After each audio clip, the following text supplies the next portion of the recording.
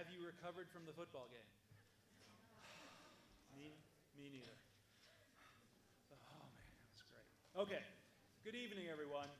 Welcome. My name is Patrick Parsons. I'm the Don Davis Professor of Ethics in the College of Communications. I'm happy to be able to welcome you tonight to this very important presentation. Integrity and effectiveness in times of crisis. When things suddenly go very, very wrong, when the unexpected hits, how does a public relations professional respond? Not just in ways that are organizationally effective, but in ways that demonstrate a commitment to integrity and responsibility. Responsibility to the organization, to the profession, and importantly, to the public. We, of course, are no stranger to these problems. We certainly will be talking about those this evening, but it's worth keeping in mind that what Penn State's experienced is what other organizations have experienced and will, unfortunately, experience in the future. Again, the real question is, how does the public relations professional respond, react thoughtfully, proactively, and in ways that maintain and enhance the integrity of the organization?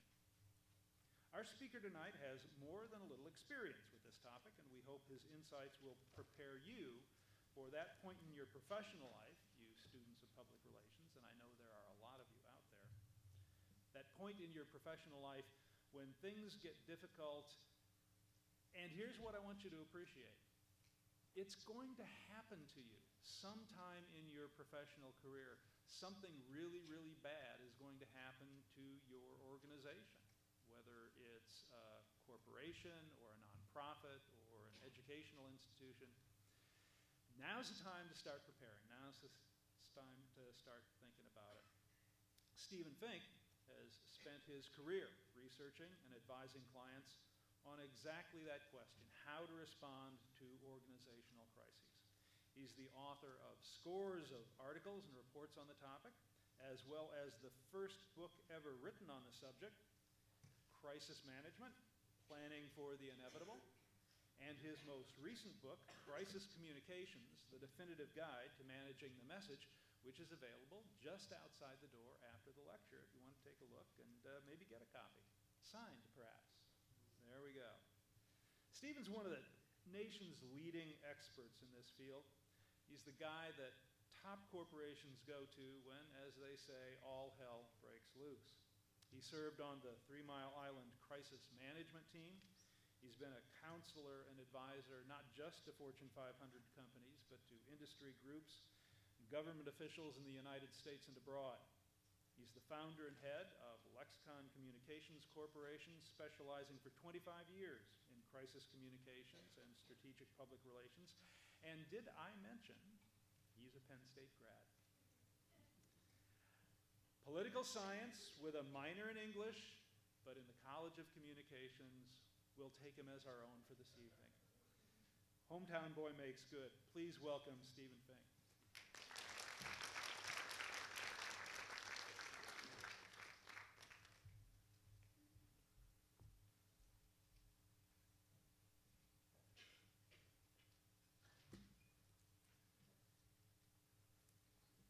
Unaccustomed as I am to public speaking for free, I want to thank you, the College of Communications, Patrick and Dean Anderson, for inviting me back to my alma mater once again. It's true, I am a Penn State graduate. I'm very proud of that. I've always been proud of that. I've been proud of that even when, as you said, it hit the fan and all hell broke loose. But I'm especially glad to be back on campus in the fall, because the fall in Pennsylvania, and especially at Penn State, is just a wonderful time of year. It's a magical time of year. And you know, I grew up in Pennsylvania, and when I moved to California, I really thought that I was going to miss the change in seasons. But I soon discovered that California, where I live now, has its own 4 distinct seasons: fire, flood, earthquake, and drought. I would be remiss if I didn't also acknowledge the great achievement that the College of Communications has achieved, not just once, but twice, I believe 2 years in a row, in winning the William Randolph Hearst Award for Excellence in Journalism. I think that's a tremendous honor, and you should give yourselves a round of applause for that.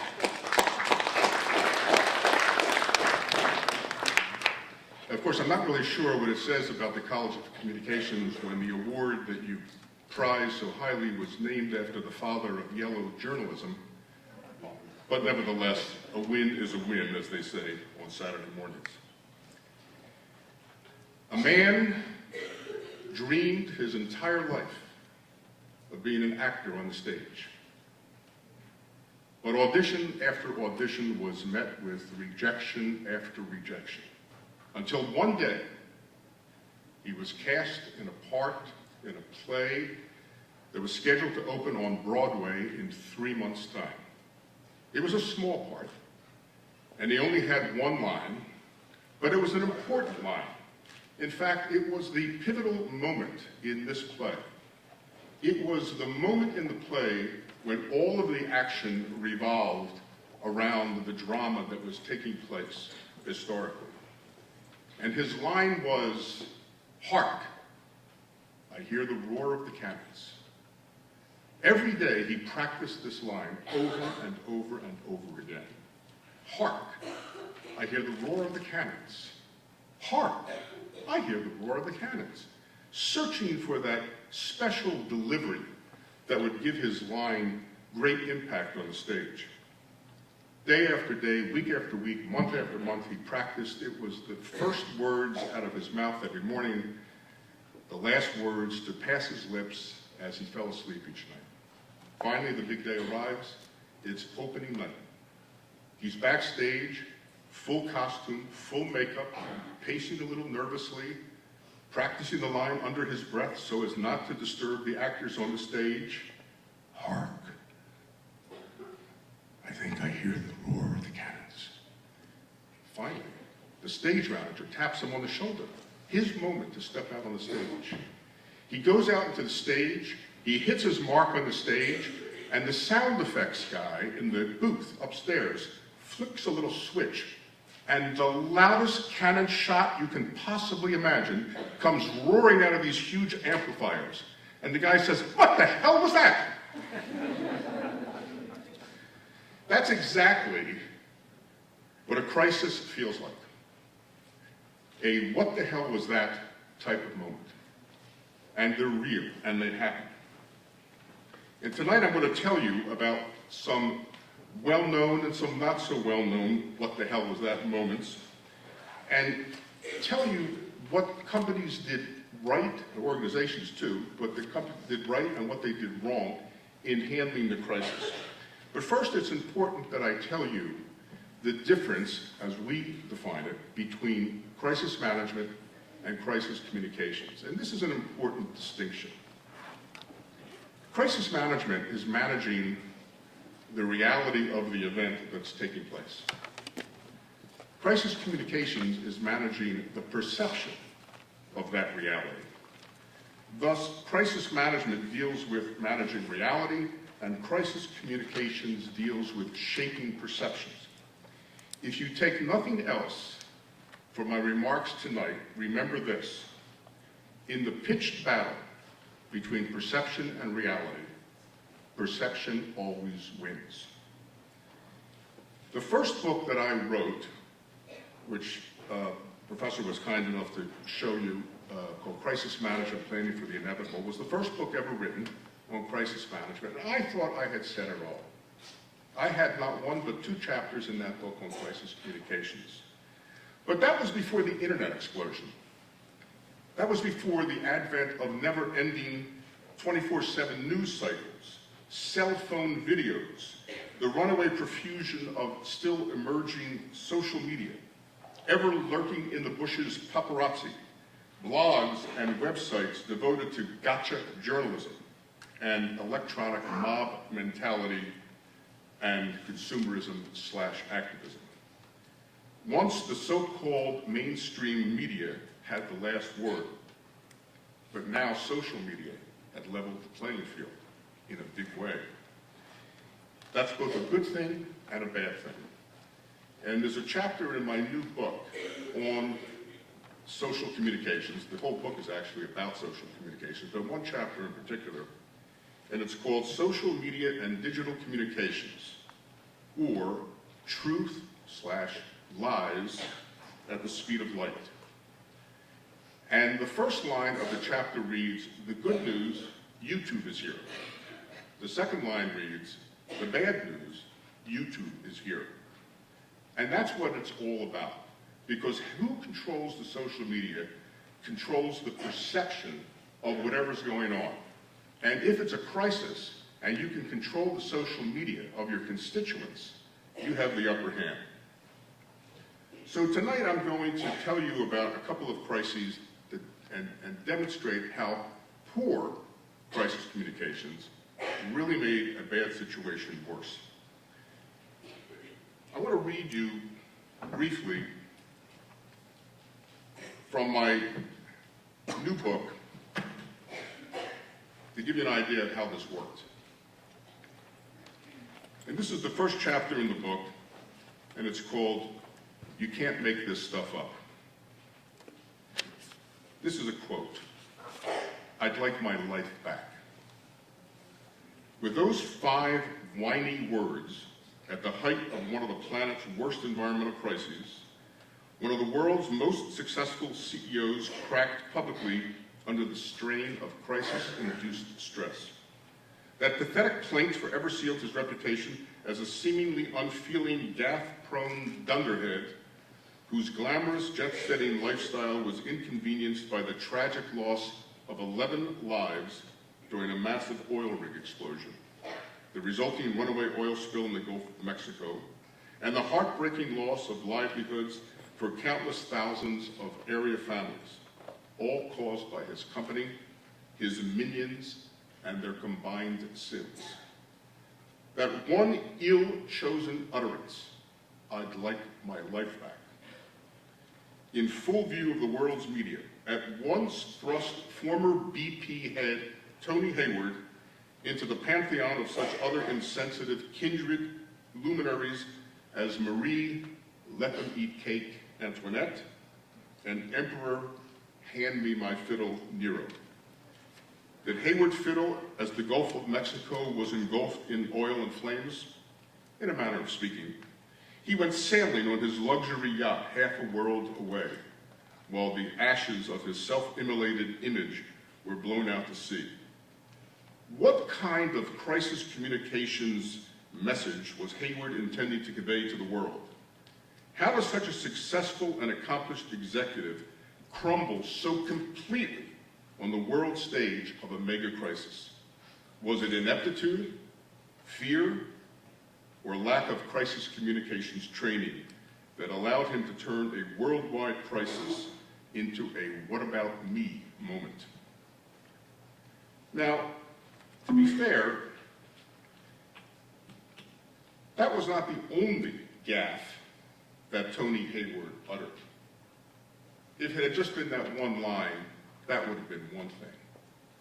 But all of his public appearances were filled with misstatements and crisis communications blunders that took an otherwise good company, and at the time the 4th largest company in the world, and reduced them to ridicule.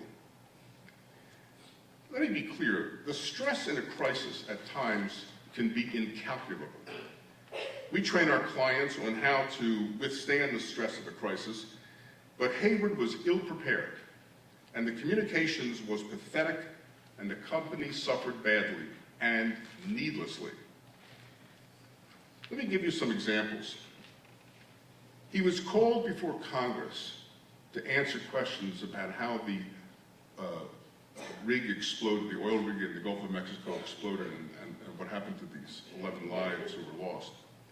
And when a congressman asked him what happened, Hayward flippantly said, this is in Congress, in front of all the congressmen on TV, he said, "I don't know, I wasn't there."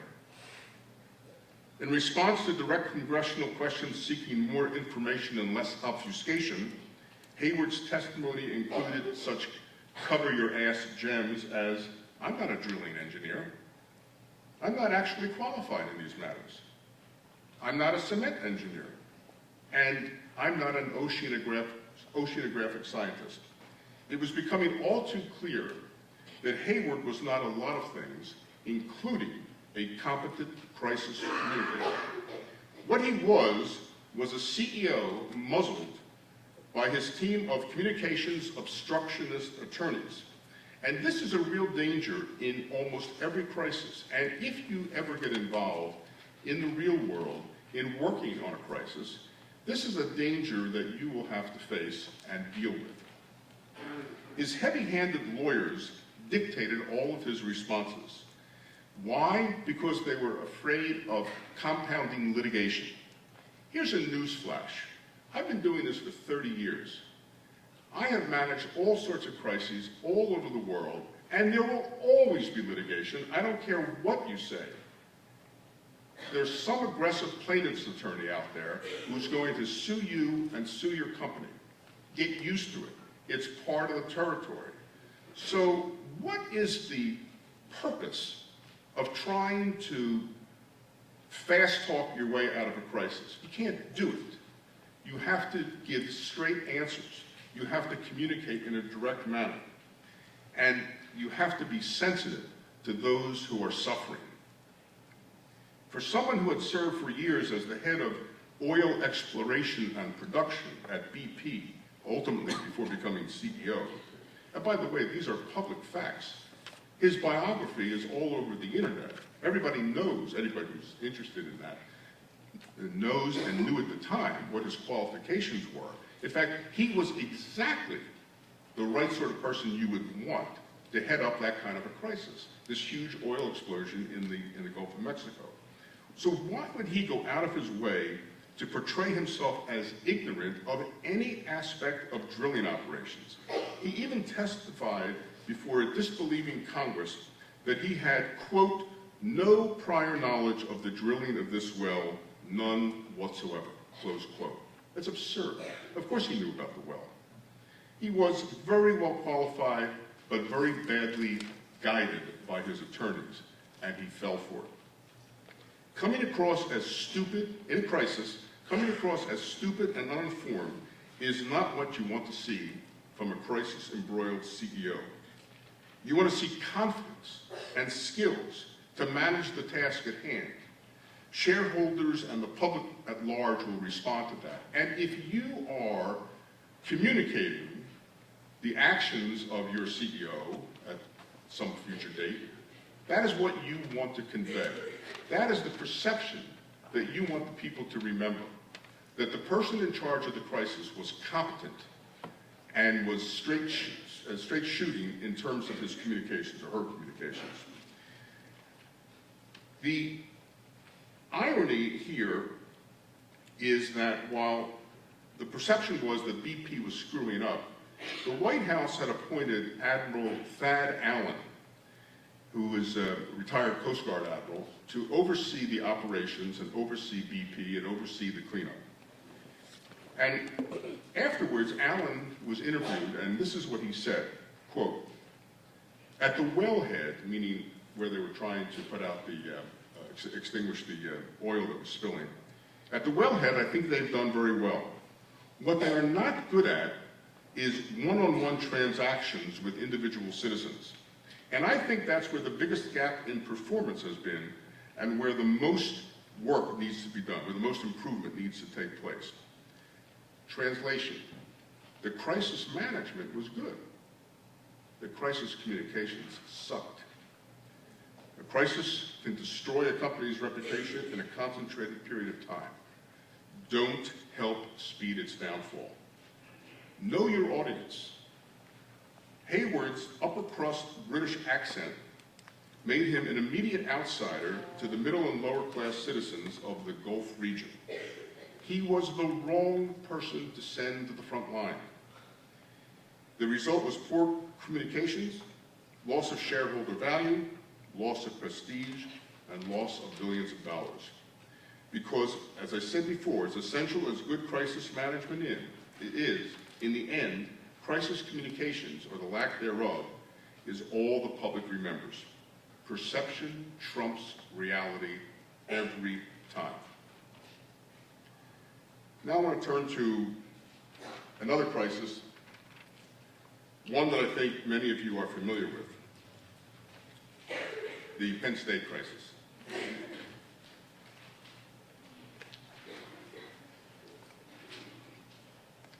The timing of the crisis was fortuitous for me only because I was in the process of writing this book.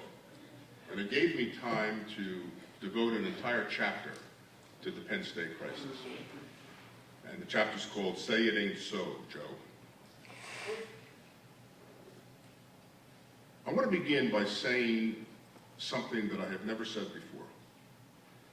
I have been doing crisis management and crisis communications work all over the world for about 30 years. I've been involved in every conceivable type of crisis you can imagine. I've been involved in crises where people have died. I've been involved in crises where children have died. I've been involved in outbreaks, food outbreaks in restaurants, E. coli outbreaks that killed people, salmonella outbreaks, largest salmonella outbreak in the world. I've been involved in nuclear power disasters, 3 Mile Island for one. I was an advisor, behind-the-scenes advisor in the Chernobyl crisis. I have seen it all. I have never seen a crisis communications, not management, a crisis communications fiasco as bad as the Penn State crisis. And I'm going to give you the reasons why. I detail all of the errors that the school made in that chapter in this book. But I'm only going to talk about 4 tonight because our time is limited. First, the late night firing of Joe Paterno. This was, as I described it, a cowardly act by a timid board of trustees. You don't fire somebody in the middle of the night. Why did they do that? Because there was a media frenzy, and they were ill-equipped. And when I say they, I'm talking about the board of trustees and the administration.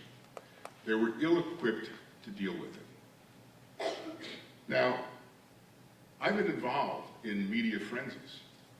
The 3 Mile Island was probably the biggest frenzy I've ever seen. People coming from all over the world, reporters, that is. And this was before handheld cameras, so there was equipment every place, there were reporters every place. And you need to have people who are skilled, really skilled, not just in writing press releases, but in dealing with a mob mentality to control that sort of media frenzy. And I submit to you that Penn State was not equipped. In terms of the firing, there's no reason to fire someone in the middle of the night. If you're going to hold a late night press conference, you need to hold it for some reason that has to do with public safety. Like there's a railroad car that derailed and toxic fumes might leak into the town. Or a governor issuing a last-minute reprieve to a prisoner on death row. Or the dam has broken and the town's going to be flooded. Or aliens have landed on the White House lawn. I mean, something really significant to hold a press conference in the middle of the night, not firing somebody. What they should have done was, and again, I said, I want to emphasize, this is crisis communications, not crisis management. I'm not going to debate tonight whether or not Joe Paterno should have been fired. I'm going to submit to you that once the board had made up its mind that Joe must go, that's a crisis management decision, everything that followed was crisis communications. But what was gained that would have been lost had they waited until daybreak? What was so important that they couldn't have held a press conference at 12 noon the next day, maybe invite Paterno in and tell him the situation and ask him to step down, maybe hold a joint press conference? I'll tell you one thing that would have accomplished. You would not have had student rioting. You wouldn't have had buildings being burned. And you wouldn't have the impression of a school that was out of control. So the board caved to the enormous media frenzy by demonstrating that there was no one advising the administration or the board who had any substantive crisis experience. This was a huge mistake. However, the board went through with it, and they fired Joe, and that was the beginning of a cascade of unfortunate events that at any time could have been stopped, but no one had the experience or the gravitas to stop the landslide.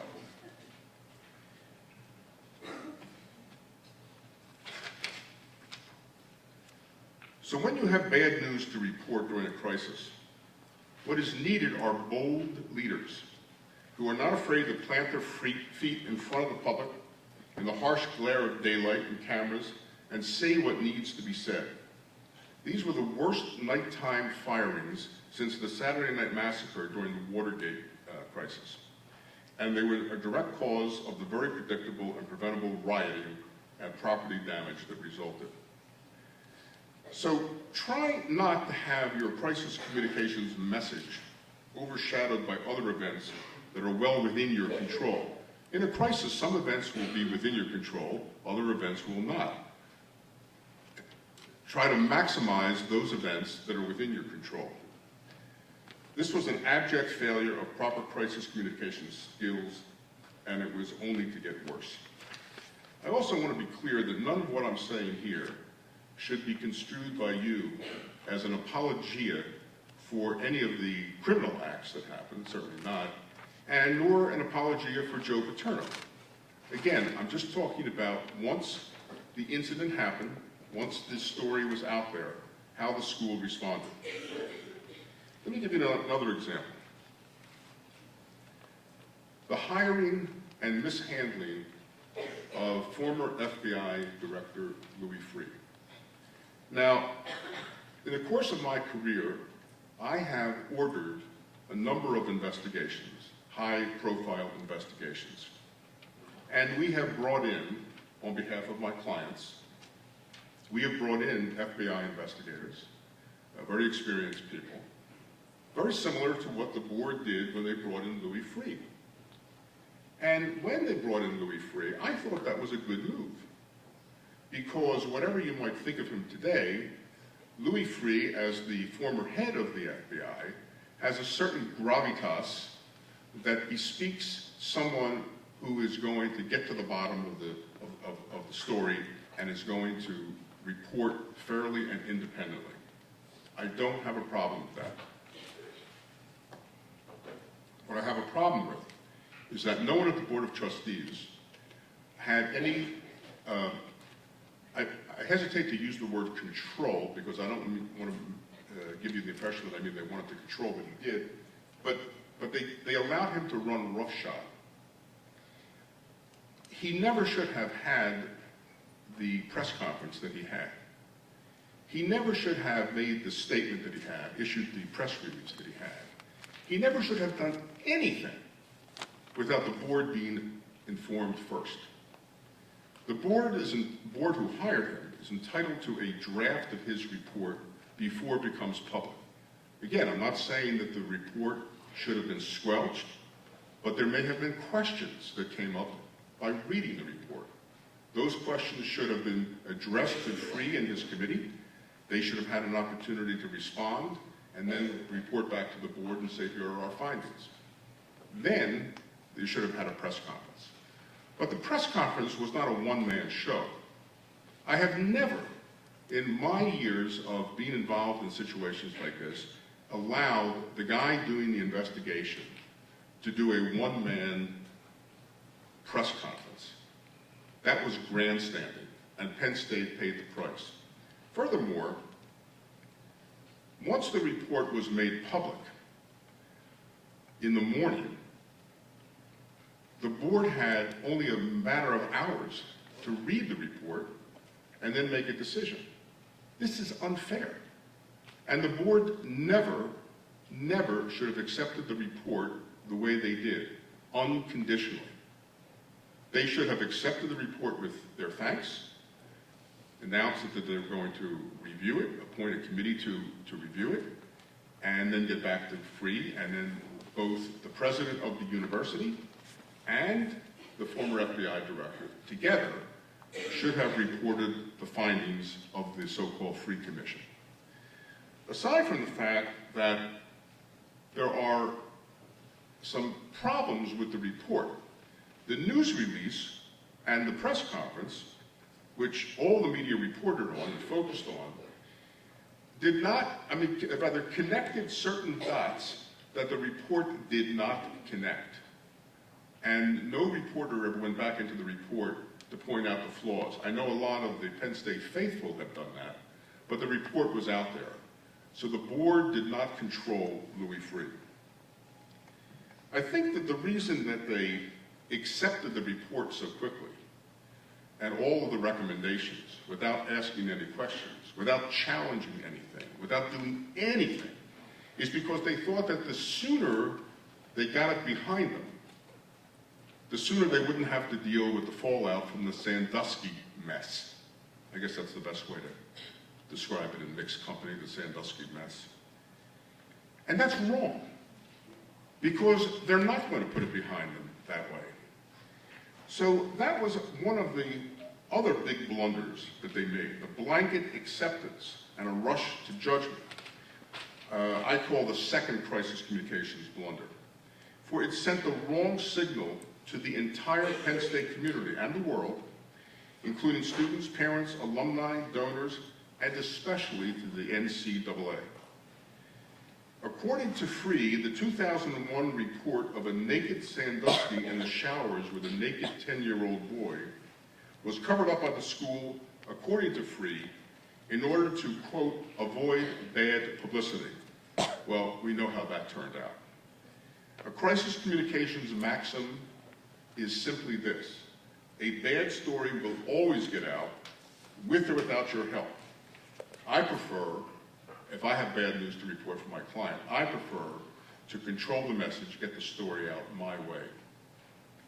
So again, bad crisis communications. But it was worse than that, because once they accepted the Freeh report, they opened the floodgates. And the first thugs to come through the floodgates were the NCAA. And in my book, I refer to Mark Emmert and the president of the NCAA, and his cohorts as brass-knuckled bullies. They saw an opening and they took it. Mark Emmert, the NCAA president, characterized the case as the most painful, quote, most painful chapter in the history of intercollegiate athletics, and said that the punishment meted out was arguably greater than any other in NCAA history.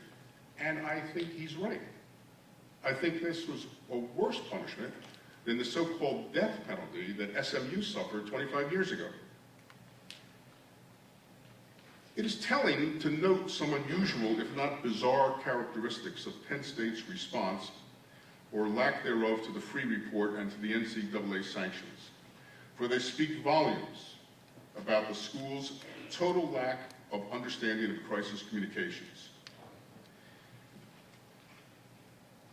Accepting the report was one thing, but allowing the NCAA to violate its own rules was unconscionable. Penn State did not receive due process in the NCAA sanctions. The NCAA skirted their own rules and regulations, and Penn State never cried foul. There is a procedure in place that's part of their bylaws where they would refer a matter like this to their grievance committee for their own investigation. But yet that didn't happen. Let me give you an analogy. Some of the crises I get involved with have to do with trials, sometimes civil trials, sometimes criminal trials.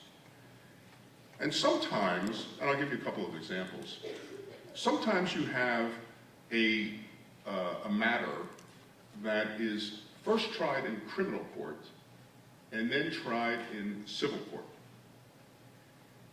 even though you might have a guilty verdict in the criminal court, you still have a trial in the civil court.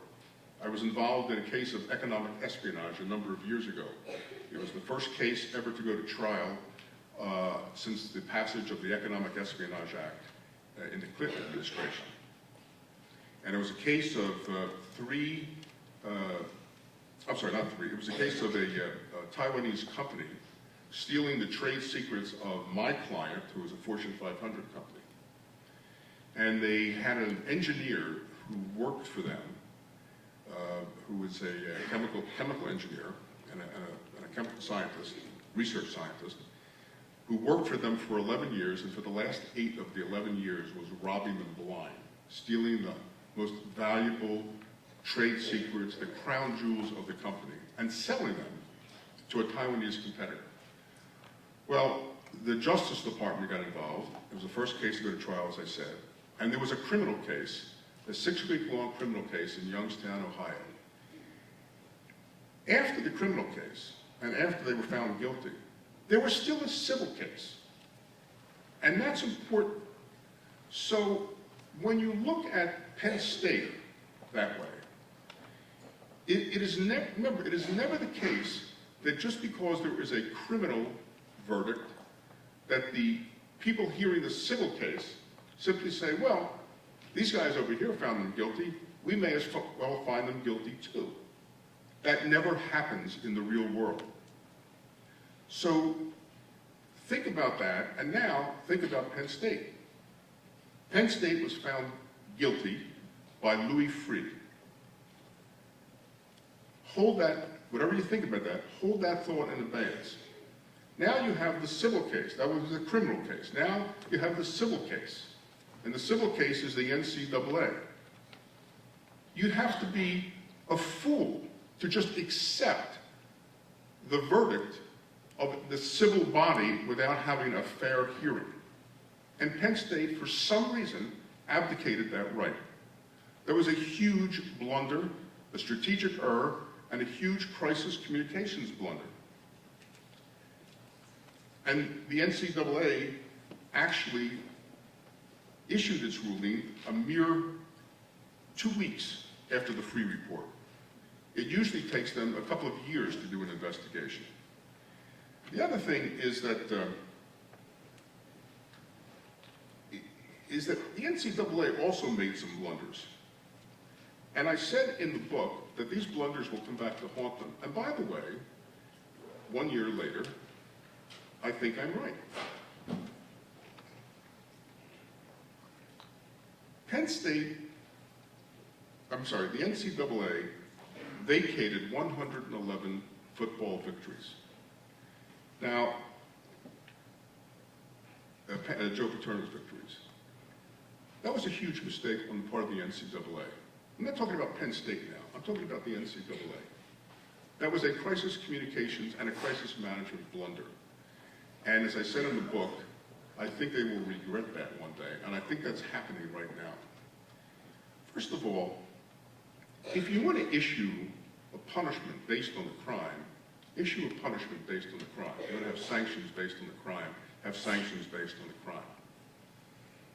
But to strip 111 victories, hard-fought victories, from Penn State's win column, not Joe Paterno, Penn State's win column, to marginalize the efforts of all of those student athletes who played for all of those years and just have them erased completely is purely vindictive.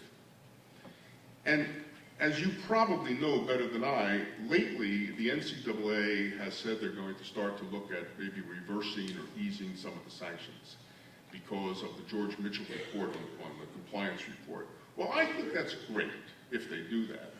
But I don't think they're doing it because of the George Mitchell report. I think they're doing it because they realize they made a blunder. If you want to do something with those 111 victories, put an asterisk next to those victories in the record book. Explain history. Don't rewrite history. I don't know how many of you are baseball fans or how many of you, if you are baseball fans, remember Pete Rose Pete Rose was a great ball player. He holds the all-time record in Major League Baseball for hits, 4,256 hits. Pete Rose was banned from baseball for life for gambling on games when he was a player and the manager, including games in which he was actively involved. But that record still stands. Pete Rose will never get into the Hall of Fame.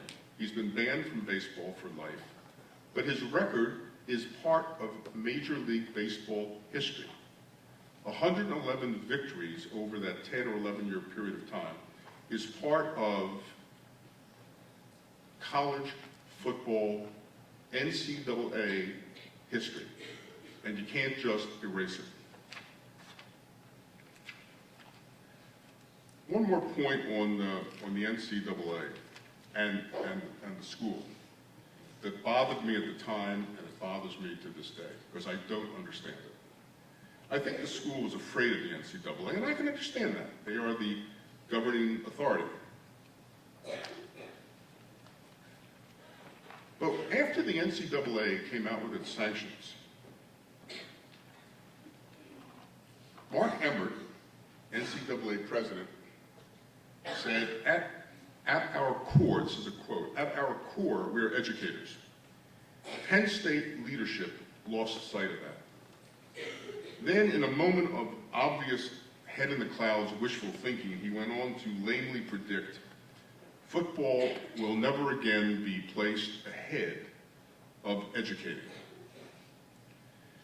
But as I say in the book, and I say to you tonight, if the unenlightened Emmert had bothered to check his own NCAA website, he would have seen that Penn State's graduation success rate for football players was a very impressive 87% at that time. Second only to Northwestern in the Big Ten, and tied with Stanford for 10th place nationally. So I would hardly say, no matter what other things happened with Sandusky and with former President Spanier, aside from any of that, I hardly think it's fair to say, and it's certainly not accurate to say, that Penn State put football ahead of educating. But the school left the allegation unchallenged.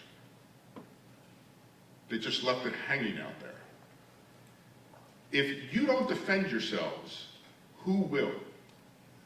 I can't tell you why they didn't protest that. They knew better than they knew better than the NCAA what their graduation success rate was for football players, and they just let it hang out there. And when you leave something like that hanging, that's a crisis communications message that gets etched in people's minds. Uninformed and erroneous comments like Emmert's are a common crisis communications problem when people speak for sound bites rather than from facts. And if you get involved in this type of work in your professional careers, you've got to be alert for them and nip them in the bud. Penn State failed to do so. That was the third crisis communications blunder, and I'm going to tell you one more.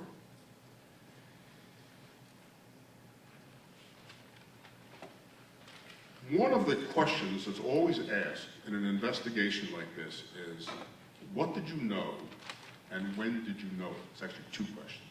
What did you know and when did you know it? In this whole crisis scenario, there is one person, at least one other person, who was fully aware of the sexual abuse allegations against Sandusky and did absolutely nothing to stop it. And that was your governor, Tom Corbett. Now, prior to his election, for those who don't know, prior to his election in November 2010, Corbett had served as the state's elected Attorney General. It was under his regime as Attorney General that the Sandusky grand jury hearings were first convened. And all of the grand jury testimony from the kids who claimed that they had been abused and so on, all of that happened under his regime. In all, Corbett knew of the abuse allegations against Sandusky as the state's highest law enforcement officer, the Attorney General, and its highest elected official, the governor, for at least 3 years, and he did nothing to stop it. In addition, the governor of Pennsylvania, I don't know if you know this or not, and I know this because I used to work for a governor of Pennsylvania. The governor of Pennsylvania automatically serves as a member of the Penn State Board of Trustees. So in addition to being the Attorney General who launched the investigation into Sandusky, in addition to being the governor of Pennsylvania, he was also a member of the Board of Trustees. But he did nothing. He whispered nothing in anyone's ear. He didn't do anything to stop the predator, and I don't know why. He says it's because the rules of law prevented him from doing anything until the grand jury had come up with its presentment. And I say, bullshit. If you know that there are kids who are at risk, you have a moral and a legal obligation to do something. But he did not. Now, what does this have to do with Penn State? Well, as I said, he was a member of the Board of Trustees. But then he came along and he filed a lawsuit against the NCAA. I mean, this is a guy, and I don't know Tom Corbett, but just from what I read, he says one thing out of the left side of his mouth on Monday and something else out of the right side of his mouth on Tuesday. And when the NCAA came down with its sanctions, Corbett went on record in front of reporters and said, this is an appropriate punishment for Penn State. 6 months later, he took it upon himself to file a lawsuit against the NCAA to try to reverse the sanctions. Now, if anybody should be filing a lawsuit against the NCAA, it would be Penn State, but Penn State didn't, and I'm going to tell you why they didn't.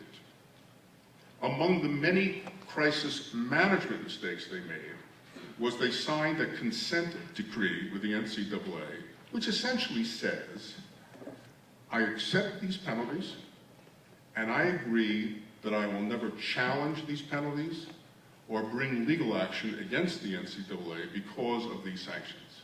That was the consent decree. I'm paraphrasing, of course. So Penn State could not sue the NCAA, but Tom Corbett could, and he did. And it was a ridiculous lawsuit because of the way it was structured, but we don't need to get into that. But this begs the question. He said all along, and Penn State said all along, that they were not a party. Penn State was not a party to the lawsuit. Well, were they or weren't they? I don't know about that. But let's look at both sides of that from a crisis communications perspective and see what kind of mixed messages this sends. If Penn State was a part of the lawsuit behind the scenes, what does that say about getting a guy like Corbett to fight your battles for you? No, they should still do it themselves. The consent decree be damned. Go to court and get the consent decree thrown out. But if what they said is true, that they were not a part of the lawsuit, this serves to emasculate the university, that they don't have enough backbone to fight for themselves. Now, I understand that I'm speaking to an auditorium filled with Penn State students and faculty, and I know I'm saying harsh things about the university, but remember, this is a university that I went to too. And I'm trying to explain in the most objective way possible all of the mistakes that Penn State made. At any time along the way, if somebody within the administration, if a competent crisis manager had been on site and said to the board, you can't do that. This is what's going to happen if you do that. This is what we need to do instead of doing that. We wouldn't be in the public relations mess that we're in today. But the school didn't do it.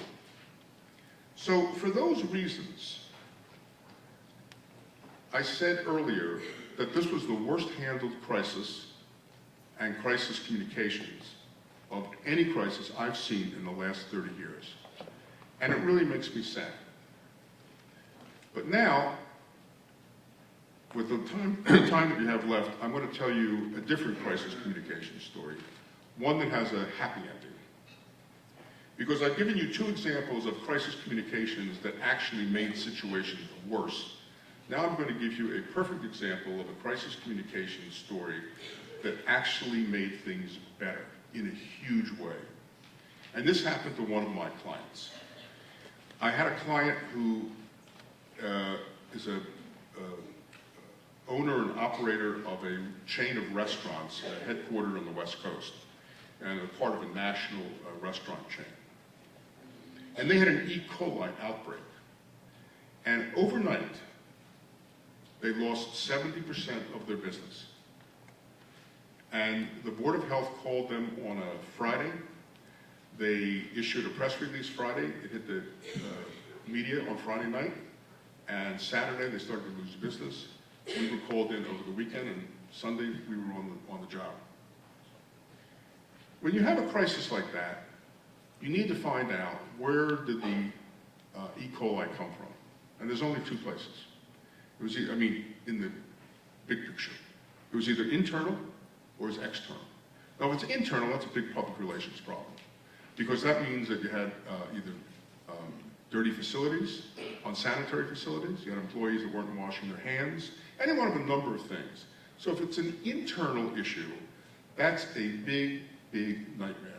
But if you're lucky, actually, if you're lucky, you wouldn't have had the outbreak in the first place. But if you have the outbreak and you're lucky, it's an external source. And this was an outside lettuce supplier. We found this out in 24 hours. We notified the Board of Health, the County Board of Health, the State Board of Health. They agreed. We ran tests, they ran tests, and it was absolutely confirmed that it was an outside lettuce supplier that provided the lettuce that was contaminated. So you think that's good news, right? But remember, in a crisis, what's really, and you're doing a business crisis, what's the real crisis here? Yes, people got sick, nobody died, people in the hospital, they're paying all the bills. The big crisis is business is off 70%. That's huge.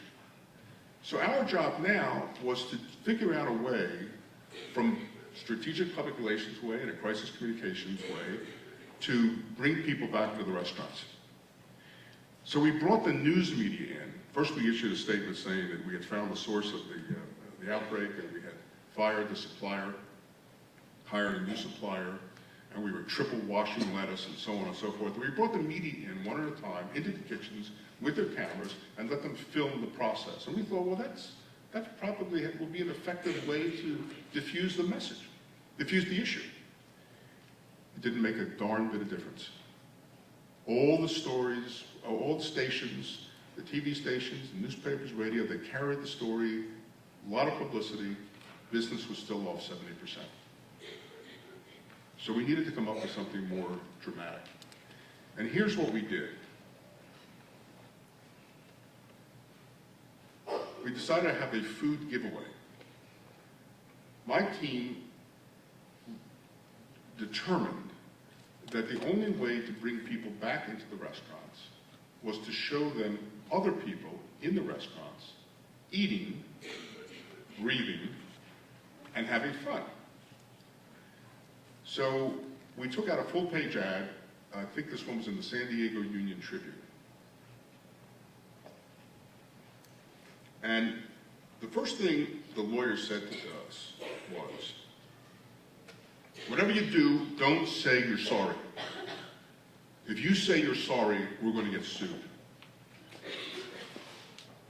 And I said, show me an example of a company in a crisis situation like this who did not say they were sorry, and who was not sued. And I'll concede the point, and of course they couldn't. Because, I said it earlier, I'll say it again, in every crisis situation, there's going to be litigation. Just a question of how you prepare for it. So we took out a full-page ad, and the full-page ad said 3 things. First line, first bullet, huge type, we're sorry. It's a message from the restaurant, we're sorry. And then there was a paragraph of copy that explained that we're sorry that people got sick. We didn't say we're sorry that we caused it, because we didn't, but we just said, we're sorry, and here's this toll-free number in case you don't know it. And if you have any medical bills, submit medical bills. And it was basically an open checkbook policy. Anybody wanted to claim that they had been to the hospital for tests, and that within those dates, we were going to pay the bills. So we're sorry. Second bullet item. Second, thanks for your support. And we went on to say that while the crisis has affected a lot of people, we know that a lot of you have been standing by our side, you've been calling us and sending us letters and emails, and we want you to know that we really thank you for your support. And here was the kicker. The next slide. This was the reason the whole ad was done, the whole campaign was done. Third, have a meal on us. And we announced that Thursday, Friday, and Saturday, 72 hours, we were giving free meals to anyone who showed up at any of the restaurants, even ones that were not affected. No purchase, no gimmicks, just show up, have a meal on us. It's our way of saying thanks for your support. And by the way, we were very careful to say that we were giving the meals away to say thanks for your support, but not to say business is off, we want you to come back in, but frankly, business was off, we wanted people to come back in. So the ad ran on a Wednesday, and as we predicted, the news media all over the area, all over the state where this took place, covered the ad as a news story. And on the 5 o'clock news, the 6 o'clock news, the 11 o'clock news, there were stories about, are these people crazy? They say they're giving away meals. 10 o'clock the next morning, there were lines out the door for 2 hours or more at every one of the restaurant locations. Now, I'll tell you, and I told my client, I wouldn't stand in a line for 2 hours for a meal, but people did. And the restaurants were filled. But beyond that, the news media covered the food giveaway like a news story. And we had coverage for 48 hours solid. They were showing people standing in line. We had hired musicians. We had hired face painters for the kids. They were doing balloon animals to keep the crowds entertained. And what the news media showed when they ran their stories were people in the restaurants that were jam-packed, smiling, eating, having a great time, and interviewing people. We gave them permission. The reporters wanted to know if they could bring their cameras in, and I said, you can interview anybody you want as long as you ask their permission first. And they said, fine. So they would go up to somebody and say, what do you think about this restaurant? Oh, these guys are great. They were great before. They stubbed their toe, but now they're great, and I'm going to come back. So the bottom line to this story is that not only was the crisis communications effective for the weekend, but business increased 135% and still continues to this day. We were able to increase everything. So the point of those stories, and there's a lot more in here, but the point of those stories is to show you the effectiveness of good and bad crisis communications. And when I say the effectiveness of bad crisis communications, what I mean by that is that you can have a really, really bad situation. But if you have good crisis communications and you can change people's perception, you can go a long way to carrying the day. So with that, I thank you for your attention, and I'll be happy to answer some questions.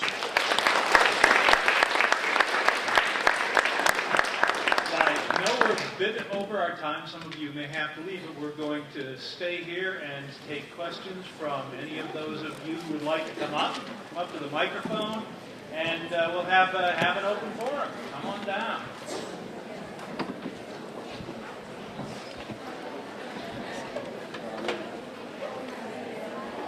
Or maybe a short intermission while those who leave have to do so, and then we'll come back. Yes?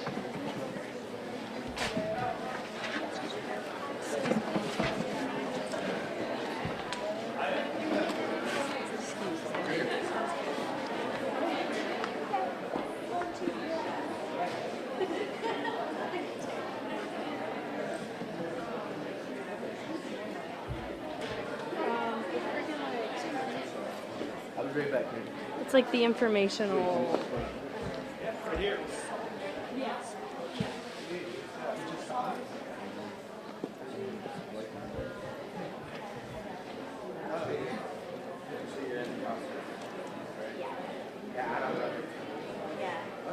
All right, we're going to keep. Well, you can keep. I got the microphone here. You have the true believers. Let me start with a question, moderator's prerogative. You talked early in your presentation about the lawyers with respect to the BP crisis. It's always been my thought, I'm not as skilled in this area, that there are an awful lot of very knowledgeable public relations professionals out there, but when things go bad, they don't get a seat at the table. That the lawyers come in, and to the extent that management listens to anybody, they only listen to the lawyers, and the public relations professionals, which know what to do, are looking in through a window like small children at a restaurant, and they never get listened to. So the question is, how does a public relations professional break through that? How do they get a seat at the table? How do they get heard? That's a great question. And let me preface it by saying that I have been involved in crises with some wonderful attorneys, and we work very well as a team.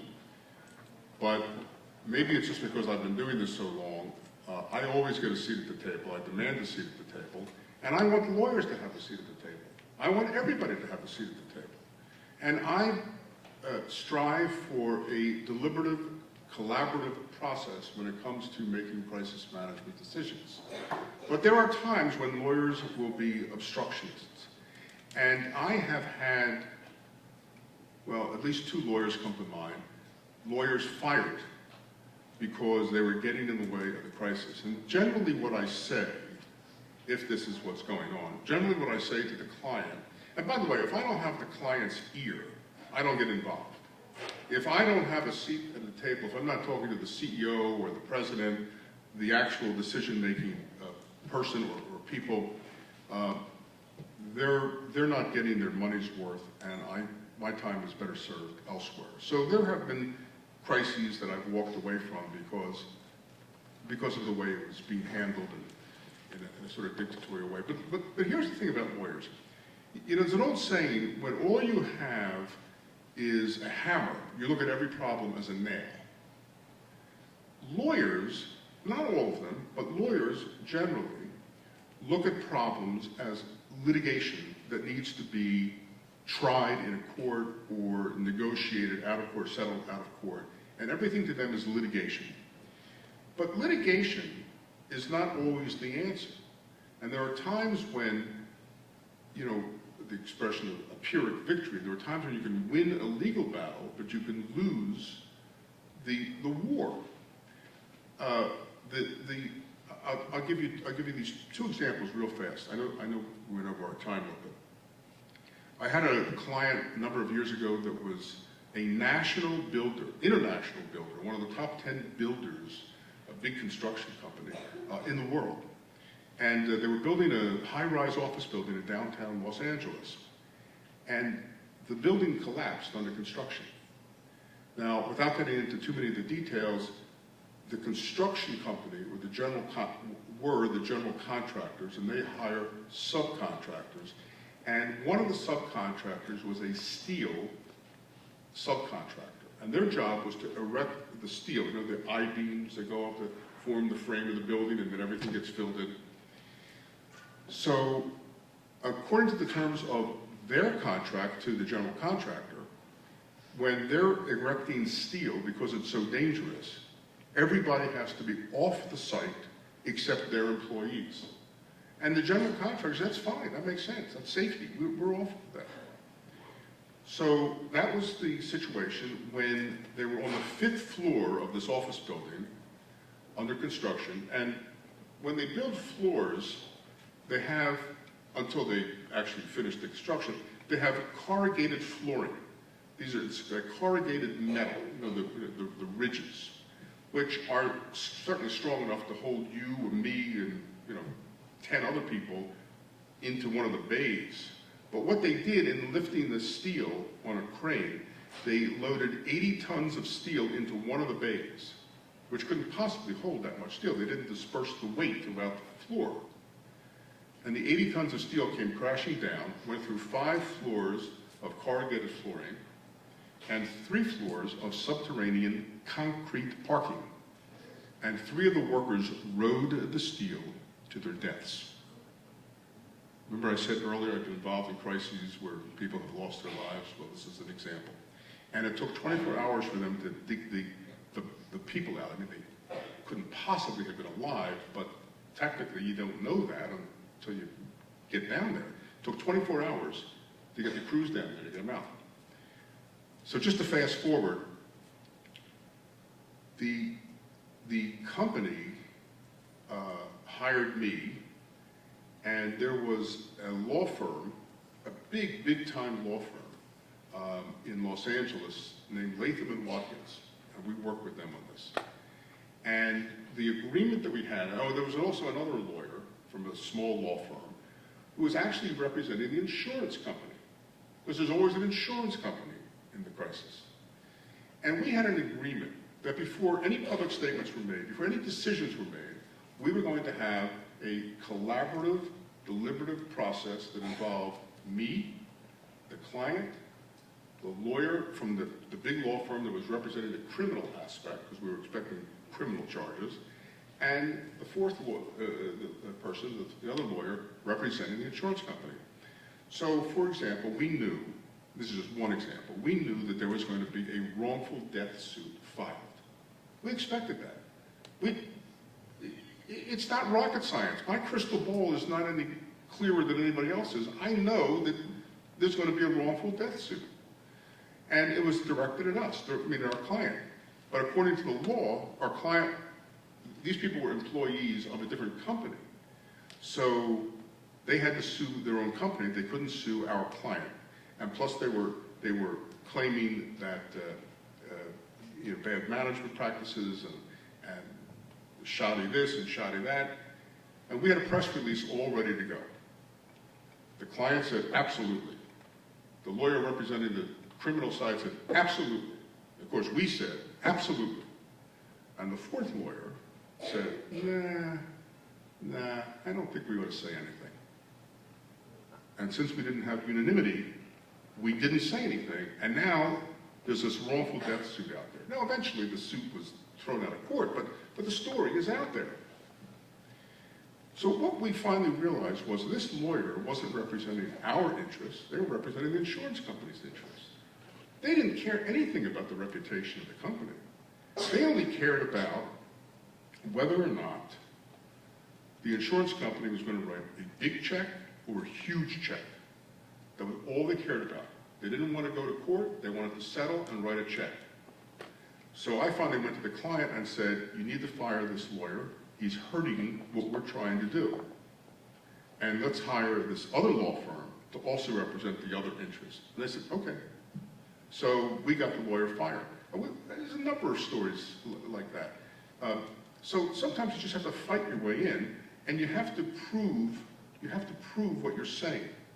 I was able to prove that what was happening was hurting the company by listening to that lawyer's advice. And therefore, they had more respect for what we were trying to accomplish. Is there a question? Other questions? Hi, my name is Nick Danforth. I'm a junior PR and poli-sci major. My question is, you talked a lot about the Penn State scandal, and I was wondering whether you thought the crisis was over completely and whether there were further crisis communication steps that need to be taken here. Well, the crisis, there's 4 stages to a crisis. This is inside baseball. There's 4 stages to a crisis. And you, meaning Penn State, are in the 3rd stage. This is called the chronic stage.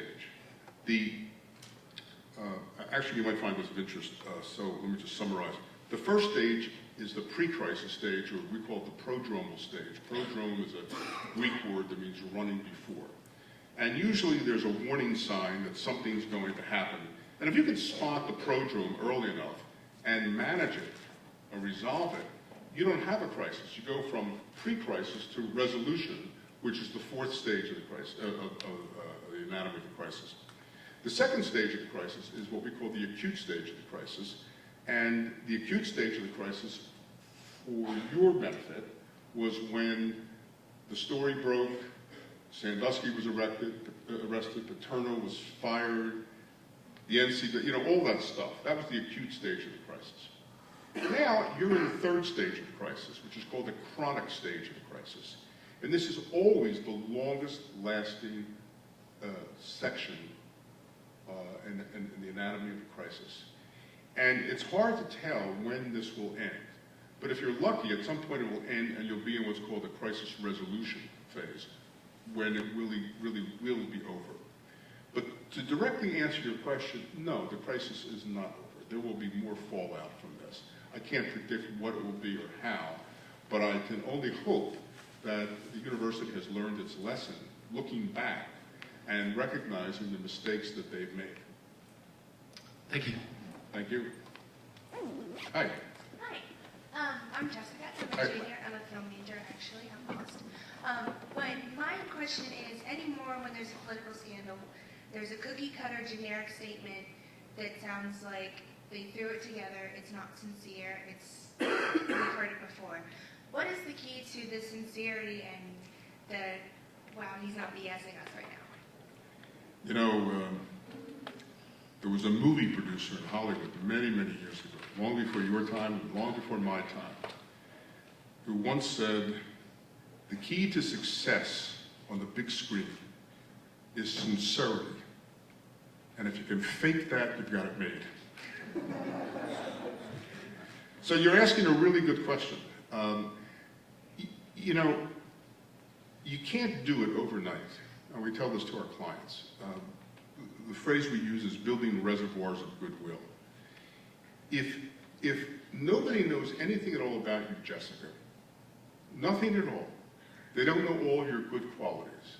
They don't know the community service work that you do, for example. They don't know how you tutor underprivileged kids after school. They don't know how you're helping to raise your brothers and sisters. They don't know anything of the good stuff about you. They just know, oh, that's Jessica. And then suddenly a story gets out there.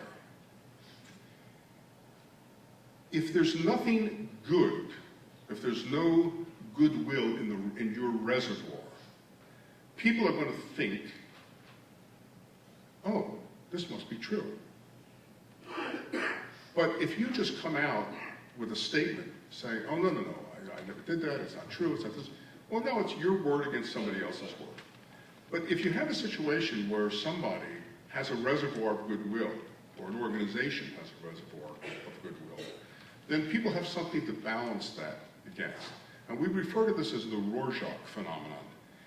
If you're familiar with the Rorschach test, those ink blots that you look at this thing and you say, what is that? Well, a client or company or an individual that does not have a defined shape or defined impression in people's minds, they're like a Rorschach ink blot. And whatever gets thrown against the wall against them is going to stick, whatever shape it takes. So it's incumbent upon the company or the individual to do things with their constituents, do things in the community, so that people have a good feeling about them. Does that answer the question? Yes. Okay.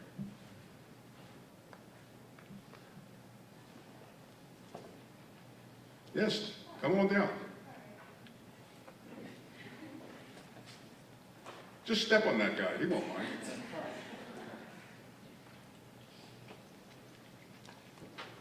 Hi, my name is Laura. Hi, I'm a Laura. journalism major. You said that basically part of the problem with the Penn State crisis was that there was a lot of lack in like leadership. A lot of what? Lack in leadership and like control for the situation. What's the best way for someone to basically handle a crisis like in a bold and confident manner? What's the best way to learn how to do something like that? Well, experience for one. Secondly, hiring the right advisors to help prop people up.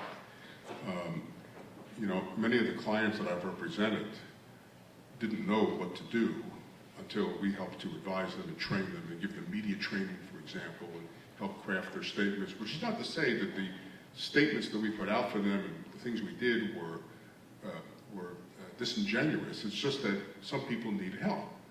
The best example I give is if you're on trial for your life, are you going to defend yourself? No. You're going to go out and hire the best damn defense attorney you can afford, right? I'd like to think that you are too young to be audited by the IRS, but certain other people here who may be a little bit older know that if you get audited by the IRS, are you going to go into the IRS and defend yourself? No. You're going to hire the best tax attorney or the best CPA or accounting firm that you can to defend you. So if you're faced with a crisis, why should it be any different? We don't expect CEOs to know it all. I don't expect CEOs to know it all. But a smart CEO, a smart company, will bring people in to help them so that they can get the right message out there. This was a mistake that Penn State made. Penn State hired a public relations firm. I know the firm. They once tried to hire me many years ago.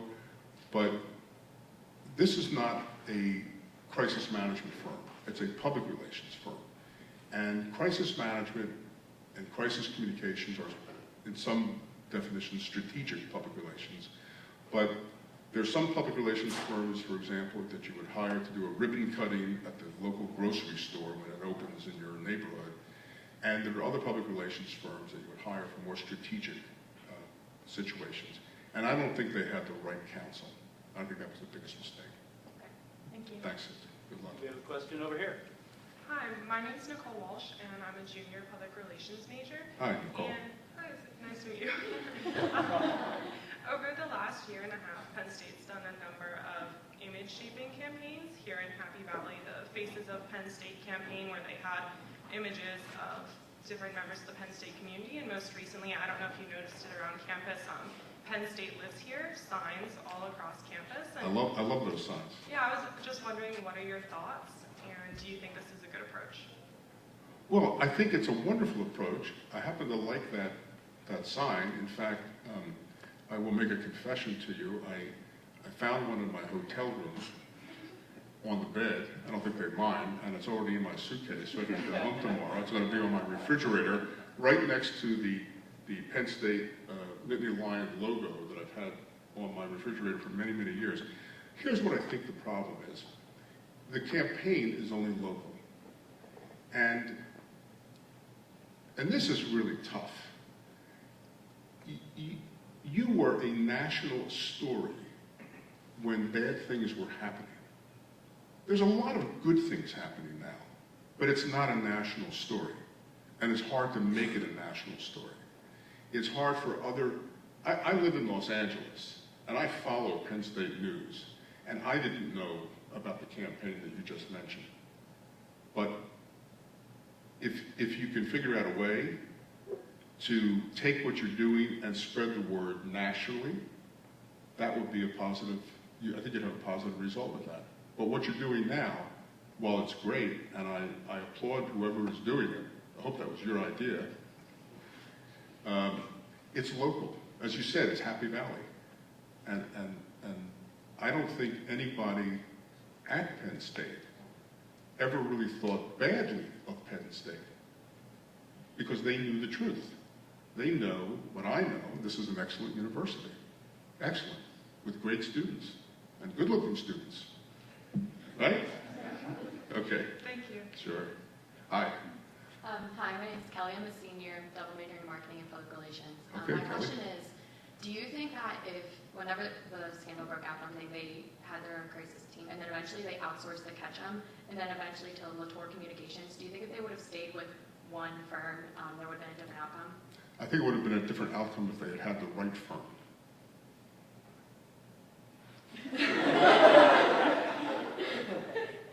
Do you feel like neither Ketchum nor Latour was the right firm for the whole scandal? Not for this scandal. Not for this one. Then who would have been the right firm? I'm not going to say. I will tell you that I offered my services for free to somebody at the university. I couldn't get to the, I forget what I was doing at the time. I couldn't get to the president's office, and I didn't have any contacts at that time. I used to know some members of the Board of Trustees, but they all retired. And my offer was not accepted.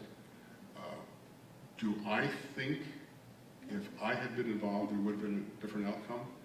I'm pretty sure there would have been, and I'll tell you why. I would have had a seat at the table. You have to understand, I've been doing this for a long time. I would have had a seat at the table when the Board of Trustees voted to fire Joe Paterno. That was the beginning of this avalanche of bad moves. And I would have said to them what I said tonight. And by the way, when I'm saying this, I have done this. I've been in situations where we fired high-ranking people. I've been in situations with Fortune 500 companies where the board has decided to fire not just the president of the company, the founder of the company. And I had a seat at the table. And I was giving them advice on how this should go down. This was a publicly traded company, which made it even more precipitous because any negative news about a publicly traded company affects the stock and there's insider trading and all sorts of things. So if I had been involved in this crisis, I would have insisted on a seat at the table, and I would have told them, you can't fire Paterno tonight. You could fire him. Again, I don't want to talk about whether he should or should not have been fired. You make a decision, that he's going to be fired, okay. I will support that decision, and I will advise you based on that decision. But then I would say, but you can't do it tonight. Think about this. What was gained? What was gained by holding this press conference at 11, 12 o'clock at night and putting out an announcement? And by the way, it wasn't just Paterno. It was Spanier, too. So you fire the president of the university and you fire the legendary football coach. What?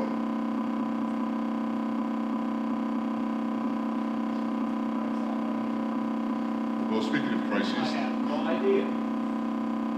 I'll push a button. But do you understand what I'm saying? Yeah. There was nothing to be gained by doing it at night, and by doing it at night, it exacerbated the crisis communications nightmare. And the only reason the Board of Trustees did it, in my view, is because there was a horde of hungry journalists storming the walls of the castle, so to speak. And in the old days, they used to throw red meat over the walls to calm the hordes. I'm going back to medieval times. And Paterno was like a piece of red meat that they threw over the wall. And they said, okay, let's just get this out there. And then the reporters will go away. Hello? That's not going to happen. That only made things worse. That only made it a bigger story. So I can't tell you exactly what would have happened, but I know that if they had gotten a hold of the situation from the get-go and devised a plan on how they were going to deal with everything, it still would have been a bad outcome, but it wouldn't have been a horrific outcome. I don't think the NCAA, well, I told you about Louis Freeh.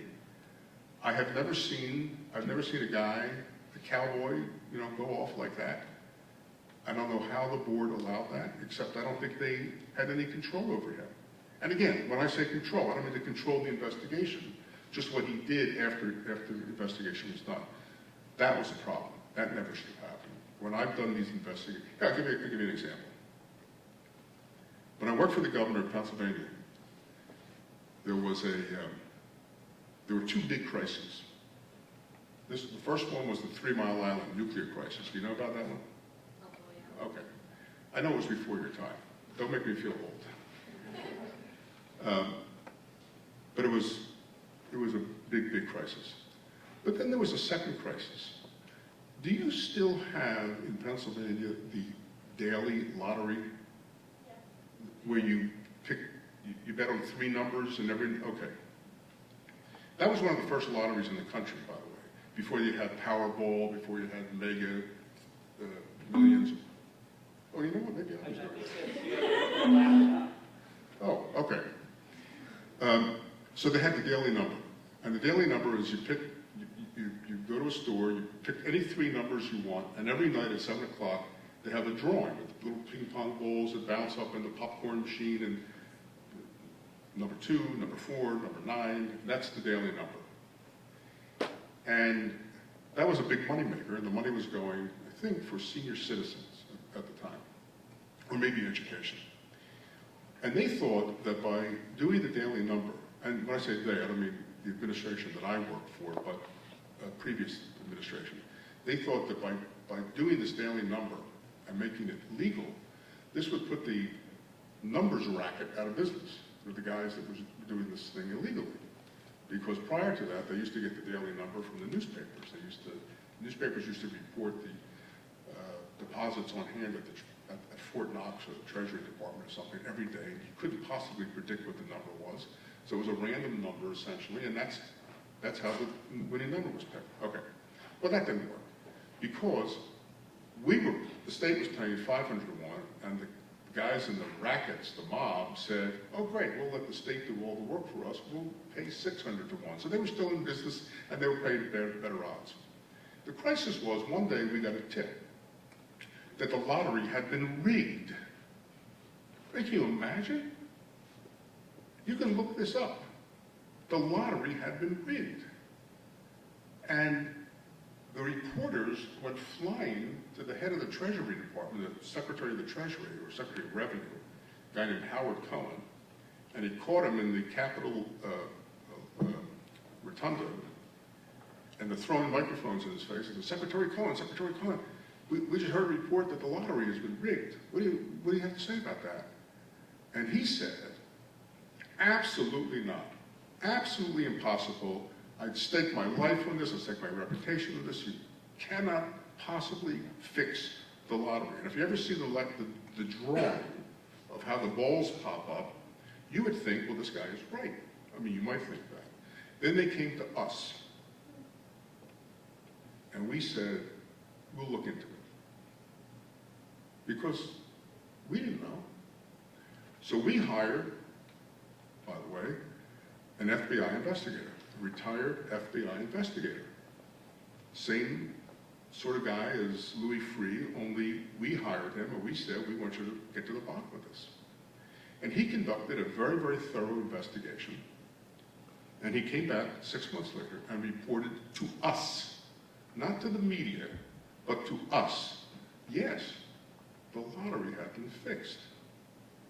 And the way it had been fixed, which is really kind of interesting, so you have these little ping pong balls, and ping pong balls are all white, and each one had a number on it. Guys in the studio, like the announcer who was announcing the drawing and the stage hands, they rigged the balls with white latex paint. So what they did was, there's 10 balls, 0 through 9 on a tray. And there's 3 trays. They put white latex paint with a hypodermic syringe into 8 of the 10 balls in each tray. And the ones that they left untouched were the numbers 6 and the numbers 4. Follow me? So now, when they do the drawing and the balls are flying all over the place, 8 of the balls are too heavy to go to the top where the little chute is. But 2 of the balls, numbers 4 and number 6, they shot right to the top. And the winning number that day was 666.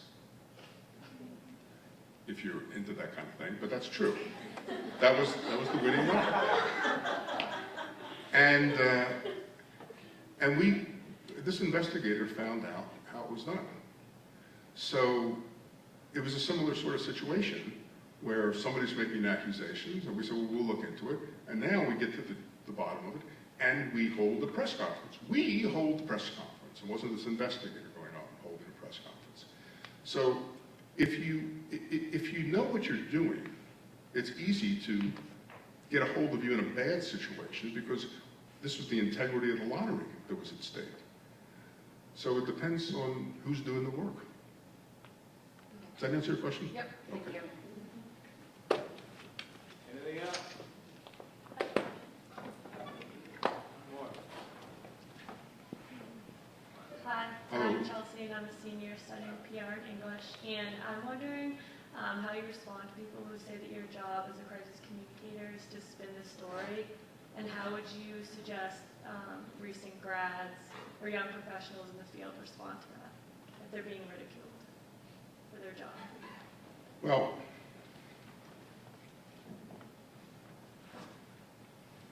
really, they say that? Well, I guess it depends on your definition of spinning a story. We do emphasize certain portions of the story to the exclusion of certain other portions of the story. That was me, I'm sorry. I can't be trusted near a keyboard. But I think the answer to that is that what you do, what a public relations professional does, is a very important function in terms of communicating to the various constituencies, all of the constituencies of whoever the client is, for example. And that, but not for you, how would that information get out? And if you, for example, if you are working for a publicly traded company, how would investors know the health of the company and what's going on when new products are being launched in research and development, if not for you?